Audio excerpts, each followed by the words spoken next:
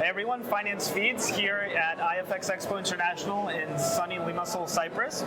I'm joined now by Marcus Featherston, who is Director and Chief Product Officer at PropTradeTech. Marcus, thanks for taking the time to join us. It's great to be here. Thanks for having me. You're welcome. So as the name implies, PropTradeTech is a provider of trading technology for prop trading houses. What's included in your white label fully managed solution?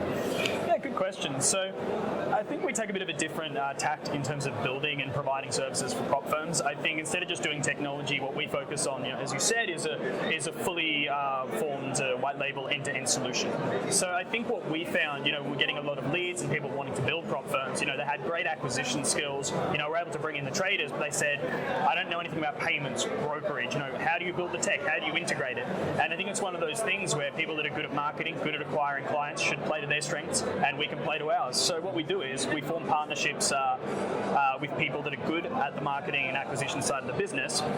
They take on that side, and then on our side of the business, we pretty much manage the entire client journey. So as soon as someone's hitting the site, purchasing an evaluation, we're managing the customer service, the brokerage integration, the technology, risk management, the payout management, really everything needed to operate a prop firm from end to end, we take on and do as part of our services. And is your offering completely in-house, so it's proprietary, or do you have partnerships with other sort of fintech firms within the industry? Yeah, good question. So we run our own technology to do all of this. It was a bit of a trial by fire for us originally. I think, I built a lot of Forex CRMs over the years, so I thought, building out something similar for prop trading, piece of cake. Turns out it's much different to that. Whereas like a traditional brokerage CRM is really syncing data maybe every few minutes, like no one's there, trying to refresh their balance, every second. Prop trading is completely different. You need a very powerful data layer on your technology to be pulling stats from the server very consistently, analyzing them and presenting them to traders in real time. So we pretty much did a complete ground up rebuild to get our own technology stack there, which is entirely broker agnostic now, so we can plug and play really with any MetaTrader broker. And yeah, that's pretty much the solution and how it works. I guess since you have experience in retail Forex, right, the traditional side of things, what would you say is the main pain point for companies trying to get into the prop trading space as opposed to the retail trading space? There's obviously technology providers or all-in-one solutions out there if you want to start a retail brokerage. But what about prop trading? Well, that's why we built this, essentially. I think there are people doing tech, people doing marketing, people doing, bits and pieces. But at the end of the day, what we found are the barriers were actually the classic things on the brokerage side. Because most people coming into the prop space originally, they come from the education side, the influencer space, the affiliate space. So, like I said, they have all the skills on the marketing side. But really what prevents people from entering the prop space is that knowledge on brokerage, liquidity, price feeds, the real technical parts of what's required to manage risk on these businesses. So again, we saw those as the major barriers that people were having, and those barriers are only getting more complicated over time. I think, as you see spaces grow and, a lot of people dive into it to try and, get in on some of that quick money, you see things become harder over time. It's harder to get payment providers, it's much harder to operate, and your costs skyrocket. So having something like PropTradeTech in your stack is really beneficial for you because we take care of really the end-to-end side of the business. Of course. But at the same time, I think you would agree, the prop trading industry has grown, I think, something like 20 times in the last few years. Why do you think that is? I think it just appeals to sort of a different need that traders have, I think.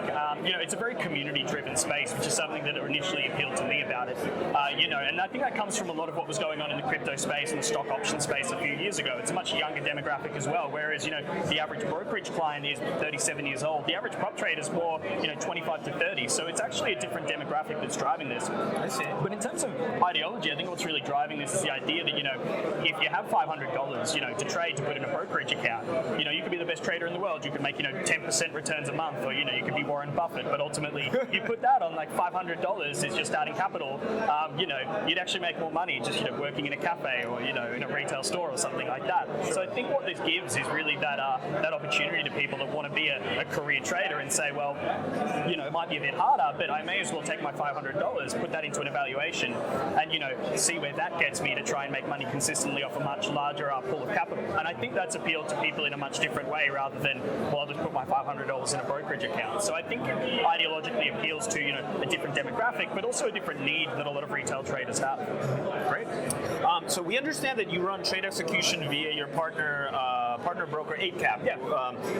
A company that is very familiar to us. It's a highly reputable, multi-regulated CFD broker. What led you to choose 8cap out of all the partners that you could have done this with?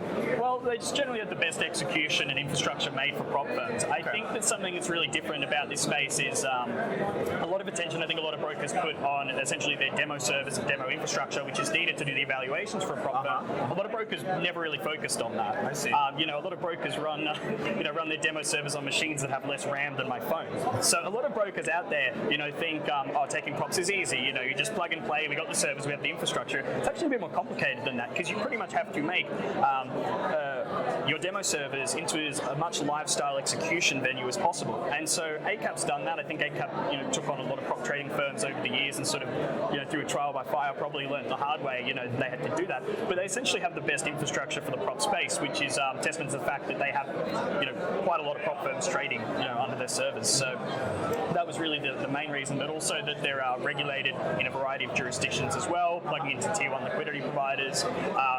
That's really something that's in, their world to take on execution and, brokerage side activities. So, we like to work with regulated partners as much as possible.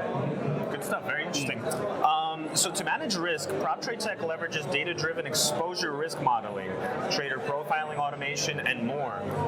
What are the main pain points and things to consider when managing risk for Forex prop firm? Maybe you touched upon a little bit of this in the previous answer. Look, I think when it comes, I always say this, even in brokerage or even in the prop world, the best risk you ever manage is the risk that you never take on. It's you can have a lot of things ongoing to analyze traders, manage risk on them, and use all the data models you want. We do that as part of our ongoing, risk management of traders.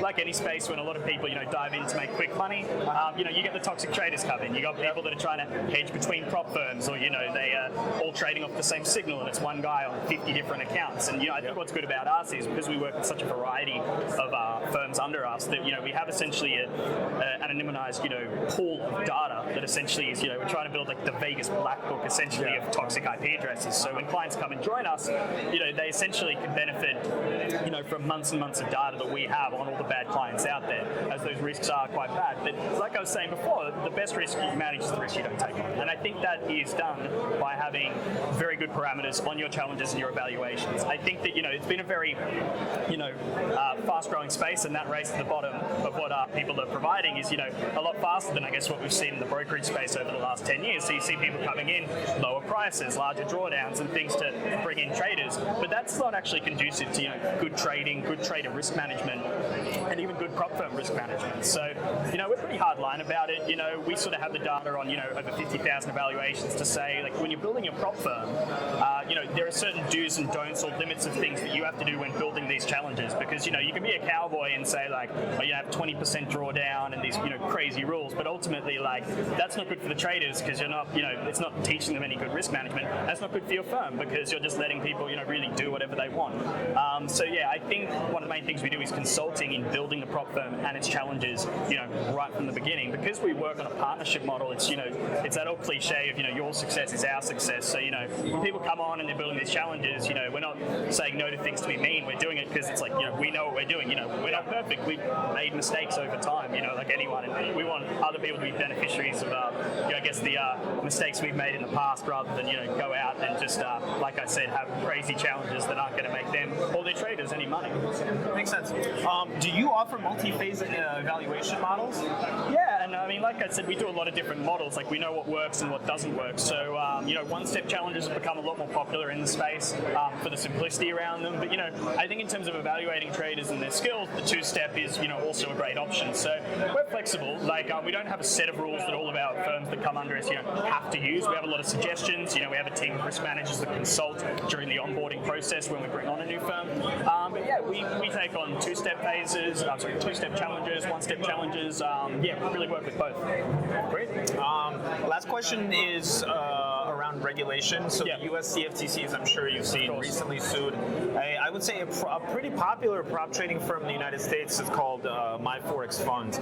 I guess, what are your thoughts on how the regulation of the prop space may evolve going forward? In general, and considering this case, because it sounds like it's a pretty important sort of piece of news that came out recently? It's been very interesting. You know, a lot of clients have come to us asking questions. Even, you know, a lot of people in the industry have come to consult with us on it. And, you know, it's a very interesting situation. But, you know, I think where there's some people view it as a crisis in the industry, you know, we see it as more of an opportunity long term. I think we've seen it as a good confirmation of how we operate, which is, you know, the complete opposite of how my Forex funds operate. And I think going through the CFTC filing, we're looking at, you know, what they were doing, you know, alternating price feeds, you know, running a onshore broker and things like that. It sounds pretty bad. Exactly. And so there was a lot of things, you know, when people came to us to start prop firms with us for a long time, and we said, you know, we don't do this, you know, we've got legal advice, we're of the opinion of you know, certain things, and, you know, we lost business with that. But ultimately, that was the right way to do it, because what's happened to my Forex funds has confirmed, you know, our way of thinking and how we operate. You know, we don't, you know,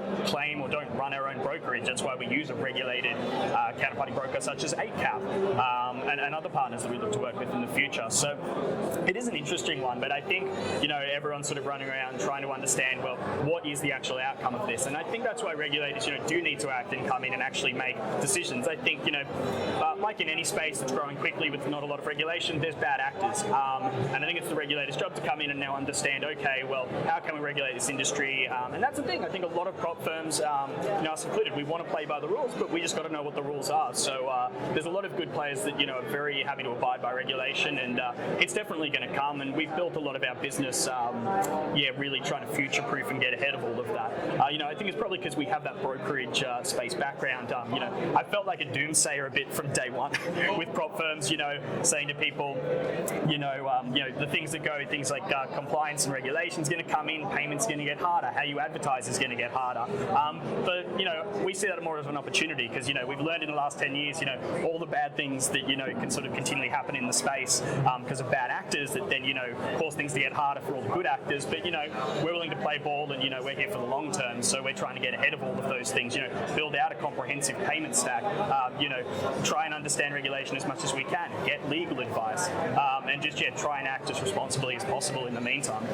I think also, you know, with us having so much different experience in the industry and in the space, we kind of can learn from past experience. Exactly. And I'm sure you can prepare sort of your customers for some of these challenges or risks that may come up, because because it's an emerging sort of niche within the industry, right? That it still needs time to grow and improve and kind of, from a regulatory standpoint, get formalized, because it really isn't. It's really interesting, because I think a lot of the people that we take on, you know, a lot of this younger demographic that, you know, run prop firms or, you know, want to start their own prop firm, they come from, like I said, a real e-commerce kind of background, educator background, you know, affiliate background.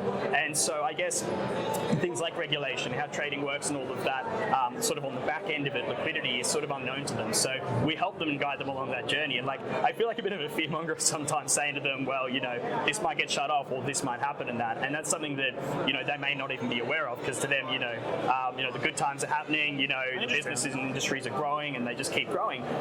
But yeah, you got to be prepared for the fact that, you know, there will come, you know, a crunch at some time, and that's not a crisis, it's an opportunity, because, you know, it's going to wipe out a lot of the bad actors, and then if you're doing the right thing, you can grow as a very legitimate long-term business, rather than, you know, trying to be a cowboy for 6 months and make some, you know, fast cash, which isn't going to serve you in the long term.